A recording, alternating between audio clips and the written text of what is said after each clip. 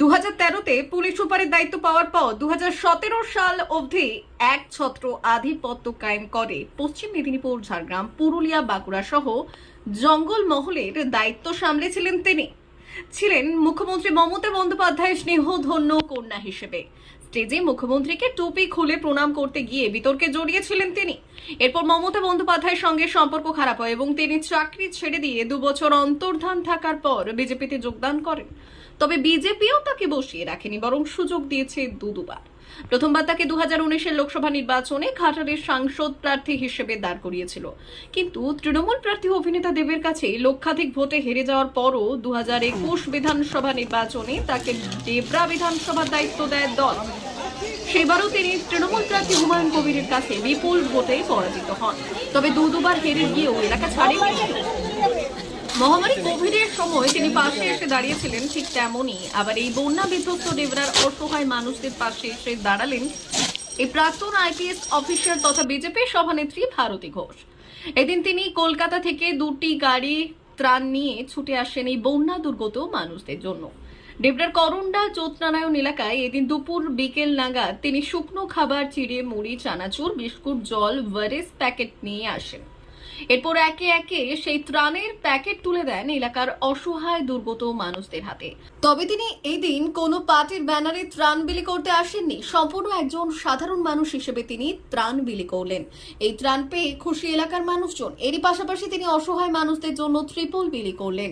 এই দিন প্রায় 2000 মানুষকে শুকনো খাবার তুলে দেওয়া হয়, তাতে খুশি প্রাক্তন আইপিএস অফিসার ভারতী ঘোষ।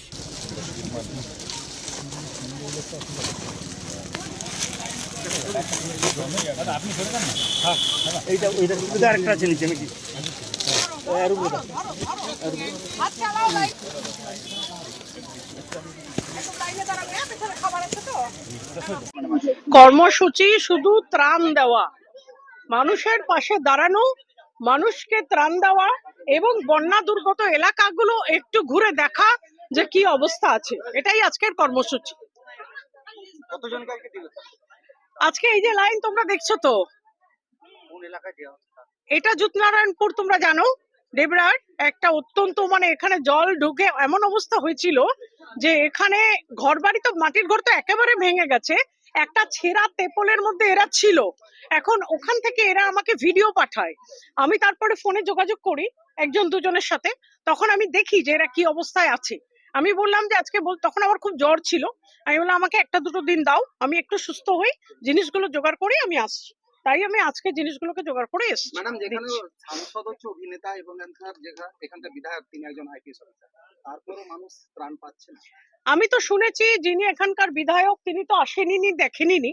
যিনি সাংসদ তিনি 10 বছর ধরেও দেখছেন না, কাউকে কোনো জিনিস দেন না, সব জিনিস যদি পার্টি দেবে তাহলে আর সাংসদ হয়ে বিধায়ক হয়ে কি লাভ?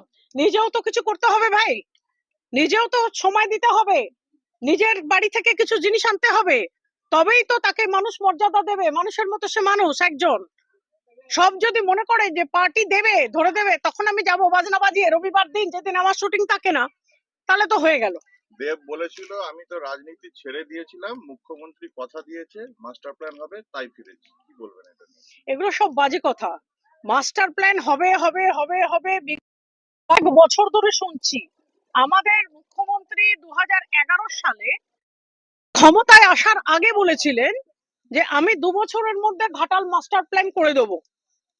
সেটা 2011 সালের প্রথম দিক, সাল অর্থাৎ 13 বছরের উপর হয়ে গেছে, এখনো মাস্টার প্ল্যানের ম দেখিনি, প্ল্যানের প দেখিনি, সাংসদের স দেখিনি, বিধায়কের ব দেখিনি।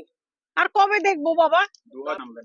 আমি একটা কথা বলবো, আমি দেব দেব দেব দেব দেব দেব করে না আমার সময় নষ্ট করতে চাই না। যে মানুষটা এইখানে সময় করে আসতে পারে না, এতগুলো মানুষ ঘর ছাড়া, এতগুলো মানুষ খেতে পাচ্ছে না, মরে যাচ্ছে, যে সময় করে আসতে পারে না, তার নাম করে আমি সময় নষ্ট করতে চাই না। অন্য ডি নিউজ, ডেবরা।